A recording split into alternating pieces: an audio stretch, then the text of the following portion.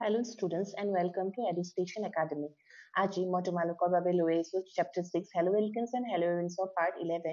য'ত আমি elimination reaction বিষয়ে ডিসকাস কৰিম আৰু Hello Arenes আমি substitution reaction হয় নে নহয় nucleophilic substitution reaction সেইটো বিষয়ে ডিসকাস কৰিম। সো আহা আমি এই ভিডিওটো স্টাৰ্ট কৰাৰ আগতে তোমালোকক কেইটামান ইম্পৰ্টেন্ট কথা কৈ লওঁ। আমি এডুকেশ্যন একাডেমিকে লৈ আহিছো ক্লাছ 9, 10, 11, 12 ষ্টুডেন্টছ বোৰৰ বাবে ভিডিঅ' লেকচাৰৰ series for both Assamese and English medium students য'ত তোমালোকে maths, English, physics, chemistry, biology, social science, Assamese এনে ধৰণৰ সাবজেক্টছ বিলাকৰ ফ্ৰী ভিডিঅ' চাব পাৰিবা আৰু তাৰ বাবে তোমালোকে এই চেনেলটো সাবস্ক্ৰাইব কৰিবা আৰু এই ভিডিঅ'টো লাইক কৰি দিবা আৰু যিমান পাৰা নিজৰ ফ্ৰেণ্ড সাৰ্কেলৰ মাজত শ্বেয়াৰ কৰি দিবা। তোমালোকে ফ্ৰী ভিডিঅ'ছৰ বাহিৰেও যদি কোৱেশ্চন বেংক, টেষ্ট সিৰিজ, নোটছ এইবোৰ বিচাৰা তেন্তে তোমালোকে এডুকেশ্যন একাডেমি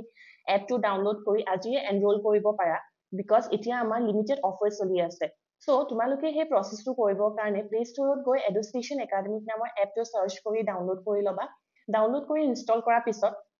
তোমালোকে এনে ধৰণৰ পেজ এখন পাবা য'ত তোমালোকে ৰেজিষ্ট্ৰেশ্যনৰ লগইন প্ৰচেছটো কৰিব লাগিব আৰু মই তোমালোকক ৰেজিষ্ট্ৰেশ্যনৰ লগইন প্ৰচেছটো এই ভিডিঅ'টো শেষৰ ফাললৈ জনাম। সো তাৰ বাবে এই ভিডিঅ'টো শেষলৈকে চাবা।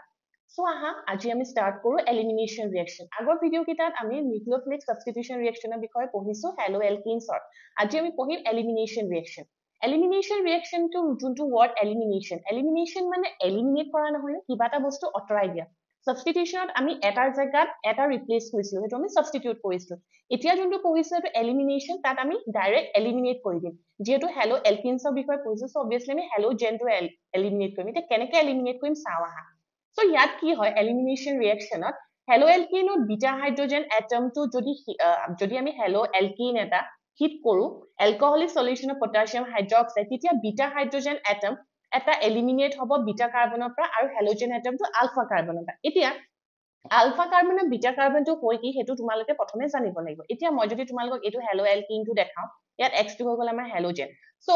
এই হেলোজেনটো লাগি থকা যোনটো কাৰ্বন সেইটোৱে হৈ গ'ল আমাৰ আলফা কাৰ্বন আৰু তাৰ এডজেসেন্ট যোনটো কাৰ্বন হৈ গ'ল সেইটো হৈ গ'ল আমাৰ বিটা কাৰ্বন। সো এলিমিনেশ্যন ৰিয়েকশ্যনত কি হ'ব এইটো যোনটো আমাৰ আলফা কাৰ্বন এইটো আমাৰ আলফা কাৰ্বন নহয় নে বিকজ ইয়াত কি লাগি আছে আমাৰ হেলোজেনটো। সো তাৰ এডজেসেন্ট কি হয় বিটা কাৰ্বনৰ লগত যোনকেইটা হাইড্ৰোজেন ইয়াতো এটা হাইড্ৰোজেন আছে ইয়াতো আছে যিকোনো এটা হাইড্ৰোজেন আমি এলিমিনেট যদি কৰি দিও আমাৰ বিটা যোনটো কাৰ্বন তাৰ পৰা হাইড্ৰোজেন এটা এলিমিনেট হ'ব মানে বিটা হাইড্ৰোজেন আৰু আলফা কাৰ্বনৰ পৰা কি এলিমিনেট হ'ব কৈছে হেলোজেনটো। যদি এই দুটা এলিমিনেট হৈ যায় আমি যোনটো প্ৰডাক্ট পাওঁ সেই প্ৰডাক্টটো হৈ যাব এলকিন। আমি ডাবল বন্ডেড কম্পাউণ্ড এটা পাম আৰু তাত আমাৰ হেল্প কৰে এই হাইড্ৰোজেনটো এলিমিনেট কৰিবলৈ এটা বেছে আৰু সেই বেছটো আমি এই এলকহলিক KOH ৰ পৰা পাওঁ। সো এই বেছটোৱে আমাৰ হাইড্ৰোজেনৰ লগত বন্ড ফৰ্ম কৰিব আৰু halogen as a free radical ওলাই যাব। সো আগতে আমি নৰ্মেল KOH দিলে আমাৰ নিউক্লিওফিলিক সাবস্টিটিউশন ৰিয়েকশ্যন হয় কিন্তু আমি যদি এলকহলিক KOH দিও তেতিয়া আমি সদায় মনত থবা ডাবল বন্ডেড কম্পাউণ্ড এটা পাওঁ। এইটো বহুত ইম্পৰ্টেন্ট নোট হয়। নৰ্মেল একুৱাছ KOH আৰু এলকহলিক KOH ৰ মাজত এইটোৱে ডিফাৰেন্স হয়। নৰ্মেল KOH দিলে আমি সাবস্টিটিউশন ৰিয়েকশ্যন পাম আৰু এলকহলিক KOH দিলে আমি এলিমিনেশ্যন ৰিয়েকশ্যন পাম। সো এলিমিনেশ্যন ৰিয়েকশ্যনত কি হ'ব আমাৰ এলকিন এটা ডাবল বন্ডেড এলকিন এটা ফৰ্ম হ'ব। এতিয়া মই যদি এলিমিনেশ্যন ৰিয়েকশ্যন দুটা কাৰ্বন থকাতকৈ বেছি ডাঙৰ কম্পাউণ্ড এটা লওঁ তেতিয়া মোৰ এই জেটছেপ ৰুলটো ইউজ হয়। মানে জেটছেপ ৰুলে কয় যে in dehalogenation reaction the preferred product is that alkane which has the greater number of alkyl groups attached to the double bonded carbon atom. এতিয়া মই যদি ফৰ এক্সাম্পল লওঁ 2-bromopentane আমি ইয়াত কি দেখিবলৈ পাইছো 2-bromopentane আমি আলফা কাৰ্বনটো প্ৰথমে বিচাৰিব লাগিব দেন বিটা কাৰ্বন। ইয়াত আলফা কাৰ্বনটো কোনটো হয় এইটো য'ত আমাৰ হেলোজেনটো বন্ড ফৰ্ম কৰি আছে। দেন ইয়াত আমি দেখিবলৈ পাইছো দুটা বিটা কাৰ্বন পাইছো এইটো এটা। সো আমাৰ প্ৰডাক্ট কি বনিব দুটা পেন্টুইন আৰু পেন্টুৱানিন মানে ইয়াৰ পৰাও হাইড্ৰোজেন এটা যাবগে আৰু ইয়াৰ পৰাও এটা হাইড্ৰোজেন ৰিলিজ হ'ব। সো আমি প্ৰডাক্ট দুটা পাম কিন্তু আমি কোনটো মেজৰ প্ৰডাক্ট লম জেটছেপ ৰুলে কৈছে যে যোনটোত আমাৰ ডাবল বন্ডেডৰ লগত বেছিকে আমাৰ ডাঙৰ গ্ৰুপ এলকাইল গ্ৰুপ লাগি আছে সেইটোৱে হ'ব আমাৰ কি প্ৰিফাৰ্ড আমাৰ যোনটো আমাৰ মেইন প্ৰডাক্ট। এতিয়া আমি পেন্টুইনটো যদি চাওঁ ইয়াত ডাবল বন্ড দুইটা সাইডে ডাঙৰ এলকাইল গ্ৰুপ লাগি আছে নে এইটো সাইডেও ডাঙৰ এলকাইল গ্ৰুপ লাগি আছে এইটো সাইডেও ডাঙৰ এলকাইল গ্ৰুপ লাগি আছে কিন্তু ইয়াত কি হৈ আছে এটা সাইডে ডাঙৰ এলকাইল গ্ৰুপ লাগি আছে ডাবল বন্ড কিন্তু ইটো সাইডে অকল দুটা হাইড্ৰোজেন আছে। সো আমি কি কৰিম এইটোক আমি কি লম প্ৰিফাৰ্ড প্ৰডাক্ট হিচাপে লম। সো এইটোৱে হৈছে জেটছেপ ৰুল। নেক্সট আমাৰ এতিয়া আমি কেইবাটাও ৰিয়েকশ্যন পঢ়িলো সাবস্টিটিউশন ৰিয়েকশ্যনত SN1 SN2 মেকানিজম পঢ়িলো দেন এলিমিনেশ্যন ৰিয়েকশ্যন অলমোষ্ট গোটেইকেইটা ৰিয়েকশ্যন দেখিবলৈ একেই হয়। আমি ৰিয়েজেন্টছ অলমোষ্ট একেই দিওঁ কিন্তু কেতিয়া এলিমিনেশ্যন ৰিয়েকশ্যন হ'ব কেতিয়া সাবস্টিটিউশন ৰিয়েকশ্যন হ'ব। সো SN1 ৰিয়েকশ্যনত আমাৰ কি হয় দুটা ষ্টেপৰ মেকানিজম হয় আৰু আমাৰ মেইনলি 3 ডিগ্ৰী আমাৰ যোনখিনি এলকাইল হেলাইডছ তাৰ লগত হয় যেন SN2 মেকানিজমৰ বিষয়ে কৈছো য'ত আমাৰ সিংগল ষ্টেপৰ হয় আমাৰ মেকানিজমটো দেন আমি পালো এলিমিনেশ্যন ৰিয়েকশ্যন য'ত আমাৰ এলকিন এটা ফৰ্ম হয় সো এই তিনটা ৰিয়েকশ্যনৰ ভিতৰত কোনটো কি ৰিয়েকশ্যন হ'ব তাৰ কাৰণে আমাৰ চাৰিটা ফেক্টৰ ইউজ হয় সো প্ৰথম ফেক্টৰটো হ'ল আমি নেচাৰ অফ এলকাইল হেলাইড চাব লাগিব নেচাৰ মানে কি 3 ডিগ্ৰী 2 ডিগ্ৰী নে 1 ডিগ্ৰী সো হেতুৰ ওপৰত ডিপেন্ড কৰি আমি গম পাম যে এলিমিনেশ্যন হ'ব নে আমাৰ সাবস্টিটিউশন ৰিয়েকশ্যন হ'ব সো আমি পঢ়িছিলো যেতিয়া সাবস্টিটিউশন ৰিয়েকশ্যন তেতিয়া আমি পঢ়িছো যে 3 ডিগ্ৰী আমাৰ যোনখিনি এলকাইল হেলাইড তাহাতি আমাৰ সাবস্টিটিউশন ৰিয়েকশ্যন শো কৰে SN1 আৰু যোনটো আমাৰ 1 ডিগ্ৰী হয় হেতি SN2 চাই দেন আমি সাইজ অফ দি নিউক্লিওফাইলটো চাব পাৰিম সাইজ অফ দি নিউক্লিওফাইল মানে কি আমাৰ নিউক্লিওফাইলটোৱে যেতিয়া এটেক কৰে সাবস্টিটিউশনৰ ৰিয়েকশ্যনত আমাৰ নিউক্লিওফাইলটো সৰু নিউক্লিওফাইল এটা হলে আমাৰ ইজিলি এটেক কৰিব পাৰে নহলে যদি আমাৰ অলৰেডি নিউক্লিওফাইলটো বাল্কি গ্ৰুপ হয় তেন্তে এই কাৰ্বন কিটাত আমাৰ এটেক কৰিবৰ কাৰণে অলপ দিগদাৰ হৈ যায় সো যদি আমাৰ ডাঙৰ সাইজৰ নিউক্লিওফাইল হয় তেতিয়া আমাৰ এলিমিনেশ্যন ৰিয়েকশ্যনটো বেছি প্ৰিফাৰ্ড হয় দেন নেক্সট আহিলে strength of the nucleophile strength of the nucleophile যিমান বেছি ষ্ট্ৰং নিউক্লিওফাইল হয় সি আমাৰ SN2 মেকানিজমত সাবস্টিটিউশন ৰিয়েকশ্যনটো শো কৰিব দেন ৰিয়েকশ্যন কণ্ডিশ্যন আমাৰ কিছুমান কণ্ডিশ্যনছ থাকে যেনেকৈ টেম্পাৰেচাৰ আমাৰ প্ৰেছাৰ সো সেইবিলাকত কেটালিষ্টৰ আমাৰ নেচাৰৰ ওপৰত হেতুৰ ওপৰত ডিপেন্ড কৰি আমি গম পাম যে এলিমিনেশ্যন হ'ব নে সাবস্টিটিউশন ৰিয়েকশ্যন হ'ব Next, আমাৰ strong nucleophile but weak base যদি হয় হি ফেভাৰ কৰিব nucleophilic substitution over elimination যেনেকৈ for example NaCl, NaBr, KCl আৰু weak nucleophile যদি হয় আৰু strong base হয় because base টো লাগে আমাৰ হাইড্ৰোজেনটো লগত বন্ড ফৰ্ম কৰিবলৈ elimination reaction তেতিয়া আমাৰ কি ফেভাৰ কৰিব elimination reaction ফেভাৰ কৰিব over কি আমাৰ nucleophilic substitution reaction Next আমাৰ আহিলে reaction with metals এতিয়া আমাৰ haloalkanes বিলাকে metals লগত কেনেকৈ ৰিয়েক্ট কৰে তাৰ বিষয়ে পঢ়িম সো metals বুলি ক'লে আমি গম পাম magnesium sodium সেইবিলাক আমাৰ metals ত পৰে সো metals লগত যেতিয়া ৰিয়েক্ট কৰে তেতিয়া আমি কি পাম most organic halides fluoride bromide iodide যেতিয়া certain metals লগত ৰিয়েক্ট কৰে তেতিয়া আমি কম্পাউণ্ডটো পাওঁ কাৰ্বন মেটেল বন্ড থকা কাৰ্বন যোনটোক আমি organometallic compounds বুলি কওঁ সো ফাৰ্ষ্টটো আমি চাওঁ আহা এইটো য'ত আমি যেতিয়া আমি haloalkane এটা For example, ধৰি লৈছো CH3 CH2Br আমি মেগনেছিয়ামৰ লগত ৰিয়েক্ট কৰো in the presence of dry ether আমি বহুত এটা ইম্পৰ্টেন্ট প্ৰডাক্ট পাম এইটো হৈ গ'ল আমাৰ গ্ৰিগনট ৰিজন RMGX বাস for example মই দেখাইছো ইয়াত CH3 CH2 MgBr MgBr RMgBr টো হৈ গ'ল আমাৰ গ্ৰিগনট ৰিজন এই আমাৰ যোনটো আমি প্ৰডাক্ট পাইছো তাৰ নাম এটা আছে সেই নামটো হৈ গ'ল গ্ৰিগনট ৰিজন গ্ৰিগনট ৰিজনটো এটা বহুত ইম্পৰ্টেন্ট ৰিজন হয় কিহৰ কাৰণে হয় মই তাৰ বিষয়ে কওঁ আহা সো গ্ৰিগনট ৰিজনটোত আমি যেতিয়া চাওঁ Grignard reagent বন্ডাল কি হয় বহুত পোলাৰ বন্ড হয় ই এডাল কোভেলেন্ট বন্ড হয় মেগনেছিয়াম মেটেলছ বোৰ বাই ডিফল্ট সদায় পজিটিভ থাকে ই যেহেতু পাৰ্শিয়াল পজিটিভ চাৰ্জ ইয়াৰ ওপৰত আছে সো আমাৰ কাৰ্বন যোনটো R গ্ৰুপত আছে সো হি পাৰ্শিয়াল নিগেটিভ হৈ যায় আৰু তাৰ বাবে আমাৰ কি হৈ যায় বন্ডাল কি হৈ যায় আমাৰ হাইলি পোলাৰ বন্ড হয় আমাৰ কাৰ্বন আৰু মেগনেছিয়ামৰ বন্ডাল সো তাহাঁতি কি হয় বহুত হাইলি ৰিয়েক্টিভ হয় সো হাইলি ৰিয়েক্টিভ হোৱাৰ কাৰণে গ্ৰিগনেট ৰিয়েজেন্টে ৱাটাৰৰ লগতো আমাৰ ৰিয়েকশ্যন কৰি দিয়ে ৱাটাৰৰ লগত যেতিয়া ৰিয়েক্ট কৰে এহেতি এলকিন এটা ফৰ্ম কৰে সো যিহেতু ৱাটাৰৰ লগতো ই বহুত ৰিয়েক্টিভ হয় গ্ৰিগনেট ৰিয়েজেন্টৰ নেচাৰটো বহুত ৰিয়েক্টিভ সো আমি in the presence of dry ether আমি গ্ৰিগনেট ৰিয়েজেন্টটো প্ৰিপেয়াৰ কৰো বা আমি গ্ৰিগনেট ৰিয়েজেন্টৰ ৰিয়েকশ্যনবোৰ presence of dry ether কৰো যাতে তাহাঁতৰ ৰিয়েক্টিভিটিটো অলপ আমি কমাব পাৰো সো গ্ৰিগনেট ৰিয়েজেন্ট পিছলেও আমি পাম বাকি চেপ্টাৰ্ছ বিলাকত বহুত ইম্পৰ্টেন্ট আমি প্ৰিপাৰেচনছত গ্ৰিগনেট ৰিয়েজেন্টটো ইউজ কৰিব লাগে মেটেলছ বুলি ক'লে অকল মেগনেছিয়ামে নহয় আমি সোডিয়ামৰ লগতো ৰিয়েক্ট কৰিব পাৰো তাৰ ৰিয়েকশ্যন এটা নাম হৈ গ'ল উডছ ৰিয়েকশ্যন এইটো এটা নেম ৰিয়েকশ্যন হয় মই আগতেও কৈছো নেম ৰিয়েকশ্যনবোৰ বহুত ইম্পৰ্টেন্ট হয় আৰু এক্সামত অহাৰ চান্সেছ বহুত থাকে সো হেলোএলকিনছৰ উডছ ৰিয়েকশ্যনত কি হয় উডছ ৰিয়েকশ্যনত আমাৰ এলকাইল হেলাইডটো সোডিয়ামৰ লগত ৰিয়েক্ট কৰে in the presence of dry ether কি দিবৰ কাৰণে double the number of carbon atom দিবৰ কাৰণে যদি আমাৰ RX লৈছো তেতিয়া আমি কি যাম বাই ডাবল আমি যোনটো এলকাইল হেলাইড লৈছো এলকাইল হেলাইডৰ লগত যোনটো আমাৰ এলকেন গ্ৰুপটো লাগি আছে তাৰ বাই ডাবল আমি প্ৰডাক্ট এটা পাওঁ লগতে আমি NaX ফৰ এক্সাম্পল যদি আমি CH3I লওঁ মিথাইল আয়োডাইড লওঁ তেতিয়া আমি কি পাম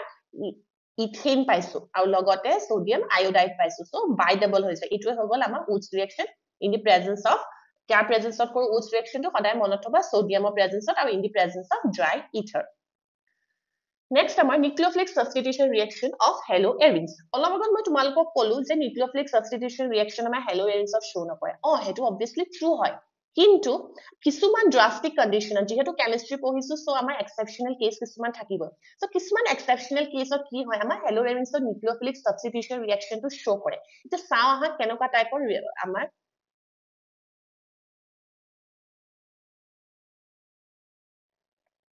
Next আহিলে nucleophilic substitution reaction of haloarenes. এতিয়া haloarenes টো কি আছিলে aromatic ring ৰ লগত আমাৰ যেতিয়া halogen এটা bond form কৰি থাকে তাকে আমি haloarene বুলি কওঁ so nucleophilic substitution reaction show কৰিবনে haloarenes তাৰ বিষয়ে show চাও আহা so aryl halides বোৰ কি হয় extremely less reactive হয় যেনেকৈ haloarenes বোৰ আমাৰ reactive হয় substitution reaction ত so আমাৰ nucleophilic substitution reaction haloarenes show নকৰে তাৰ চাৰিটা আমাৰ reason আছে প্ৰথমটো হ'ল resonance effect second to sp2 hybrid carbon in CH bond then instability of phenyl cation আৰু next to হ'ল possible repulsion so aha এতিয়া এটা এটাকে আমি ডিসকাস কৰো ফার্স্ট হৈ গল resonance effect মই যদি তোমালোকক resonance structure টো show কৰিব যাও আমাৰ ইয়াত so যেতিয়া আমি resonance structure কিটা আকো so ইয়াত কি হৈ যায় আমাৰ কাৰ্বন আৰু ক্লোৰিনৰ মাজত ডাবল বন্ড এটা আমাৰ দেখিবলৈ পাও যেতিয়া আমি resonance structure টো draw কৰো so কাৰ্বন আৰু ক্লোৰিনৰ মাজত যিহেতু partial double bond character এটা আহে so যিহেতু আমি substitution reaction কৰিব কাৰণে কাৰ্বন আৰু হেলোজেন বন্ডাল কি কৰিব লাগে ভাঙিব লাগে কিন্তু ইয়াৰ কেছত haloarenes যিহেতু resonance কাৰণে আমাৰ কাৰ্বন আৰু হেলোজেনৰ মাজত partial double bond character এটা আহে তাৰ বাবে আমাৰ কি হয় nucleophilic substitution reaction টো কৰিবৰ কাৰণে আমাৰ দিগদাৰ হৈ যায় টান হৈ যায় so তাৰ কাৰণে হেতু এটা আমাৰ first হৈ গল factor second factor টো হৈ গল the carbon atom attached to halogen is sp2 hybridized এতিয়া এই কাৰ্বনটো যত আমাৰ হেলোজেনটো বন্ড ফৰ্ম কৰি আছে haloarenes এই কাৰ্বনটো হৈ গল sp2 hybridized কাৰ্বন আমি আগতেও পঢ়ি আহিছিলো যিমান বেছি s character হয় সিমান বেছি এটা কি হয় atom বা যি কাৰ্বনটো আমাৰ বেছি ইলেক্ট্ৰোনেগেটিভ হ'ব আৰু যেহেতু বেছি ইলেক্ট্ৰোনেগেটিভ হয় সো এই বন্ডাল যোনডাল কাৰ্বন হেলোজেন বল এই বন্ডাল কি হয় বেছি পোলাৰ হয় আৰু যেহেতু বেছি পোলাৰ হয় এই বন্ডাল আমাৰ ভাঙিবৰ কাৰণে কি হয় দিগদাৰ হৈ যায় আৰু প্ৰথমেই কৈছো মই কাৰ্বন সাবস্টিটিউশন ৰিঅ্যাকশন কৰিবলৈ হলে কাৰ্বন হেলোজেন বন্ডাল আমাৰ কি কৰিব লাগিব এডাল ব্ৰেক কৰিব লাগিব আৰু যেহেতু আমি ব্ৰেক কৰিব নোৱাৰো sp2 হাইব্ৰিড কাৰ্বন থকাৰ কাৰণে সো আমাৰ নিউক্লিওফিলিক সাবস্টিটিউশন ৰিঅ্যাকশন টো শো নকৰে Next reason to হৈ গল instability of phenyl cation যেতিয়া আমি acid one mechanism টো show কৰিছিলো চাইছিলো তেতিয়া আমি দেখা পাইছিলো যে আমাক কাৰ্বকেটাইন এটা ফৰ্ম কৰিব লাগে first step টোত so আমি যদি haloarene এটা লওঁ আমি কাৰ্বকেটাইন এনেকুৱা ধৰণৰ কাৰ্বকেটাইন এটা ফৰ্ম কৰিব লাগিব এতিয়া এই কাৰ্বকেটাইনটো কি হয় বহুত এটা আনষ্টেবল হয় আমি কি পাইছিলো কাৰ্বকেটাইনটো ষ্টেবল হ'ব লাগিব যাতে নিউক্লিওফাইলটো এটেক কৰিব পাৰে আনষ্টেবল হলে নিউক্লিওফাইলটো এটেক কৰিবৰ কাৰণে দিগদাৰ হয় so ই আনষ্টেবল কেলে হয় বিকজ কাৰ্বনৰ ওপৰত যেতিয়া পজিটিভ চাৰ্জটো থাকে ই বহুত আনষ্টেবল হৈ থাকে বিকজ এই যোন কিডাল ডাবল বন্ড আছে এই ডাবল বন্ড কিটা আমাৰ ৰেজনেন্সত পাৰ্টিসিপেট কৰিব নোৱাৰে বিকজ পাৰ্টিসিপেট কৰিলে ইয়াৰ নিজৰ এৰোমেটিসিটিটো বেঞ্জিন ৰিংটোৱে লুজ কৰি দিব ফিনাইল ৰিংটোৱে so যেহেতু এই ফিনাইলটো আমাৰ বহুত ফিনাইল কেটাইনটো বহুত এটা আনষ্টেবল হয় so আমি নিউক্লিওফিলিক সাবস্টিটিউশন ৰিঅ্যাকশন কৰাব নোৱাৰো ইয়াত আমাৰ নিউক্লিওফাইলে এটেক কৰিব নোৱাৰে last factor টো হৈ গল possible repulsion এতিয়া যদি মই বেঞ্জিন ৰিংটো দেখাও বা এৰোমেটিক ৰিংটো দেখাও and aromatic ring টো already আমাৰ কি হয় ইলেক্ট্ৰন ৰিচ হৈ থাকে so নিউক্লিওফাইল এটা যেতিয়া এটেক কৰিব নিউক্লিওফাইল কি থাকে আমাৰ ইলেক্ট্ৰন ৰিচ হৈ থাকে so যেতিয়া ইলেক্ট্ৰন ৰিচ দুটা বস্তু ওচৰাওচৰি আহি যায় ইয়াত কি আহি যায় আমাৰ ৰিপালশন এটা আহি যায় so ৰিপালশন হোৱাৰ কাৰণে কি হয় নিউক্লিওফাইলে বেঞ্জিন ৰিংটোক এটেক কৰিবৰ কাৰণে দিগদাৰ হৈ যায় so এই চাৰিটা ফেক্টৰৰ কাৰণে আমি গম পালো যে haloarenesত আমাৰ নিউক্লিওফিলিক সাবস্টিটিউশন ৰিঅ্যাকশনটো শো নকৰে কিন্তু নিউক্লিওফিলিক সাবস্টিটিউশন ৰিঅ্যাকশন haloarenesত কিছুমান ড্ৰাস্টিক কন্ডিশনত আমি দেখা পাও যেহেতু কেমিস্ট্ৰি পঢ়ি আছে আমাৰ এক্সেপশনাল কেস কিছুমান থাকিব এই এক্সেপশনাল কেছৰ মাজতে এটা হৈ গল যে নিউক্লিওফিলিক সাবস্টিটিউশন ৰিঅ্যাকশনটো আমাৰ haloarenesত কেতিয়াবা শো কৰে আৰু সেই কন্ডিশন কিটা কি হয় আমি চাও আহা প্ৰথমটো হৈ গল ৰিপ্লেসমেন্ট বা হাইড্ৰক্সিল গ্ৰুপ আমি যদি haloarene এটা লওঁ এটো লৈছো আমি ক্লোৰোবেনজিন তাত যদি আমি সোডিয়াম হাইড্ৰক্সাইড দিও অকল ফুডাকে যদি আমি সোডিয়াম হাইড্ৰক্সাইড দিয়া হলে আমাৰ এই ৰিঅ্যাকশনটো কেতিয়াও নহয় কিন্তু যেহেতু মই টেম্পাৰেচাৰটো ৰেজ কৰি দিছো 623 কেলভিন আৰু 300 এটমস্ফিয়াৰ প্ৰেছাৰ সো আমি এটা প্ৰডাক্ট পাইছো আৰু এই প্ৰডাক্টটো হৈ গল ফিনল বেঞ্জিন ৰিঙৰ লগত আমাৰ OH গ্ৰুপটো সাবস্টিটিউট হৈ গল বিকজ any OH দিছো এটো হৈ গল আমাৰ এটা nucleophilic substitution reaction of haloarenes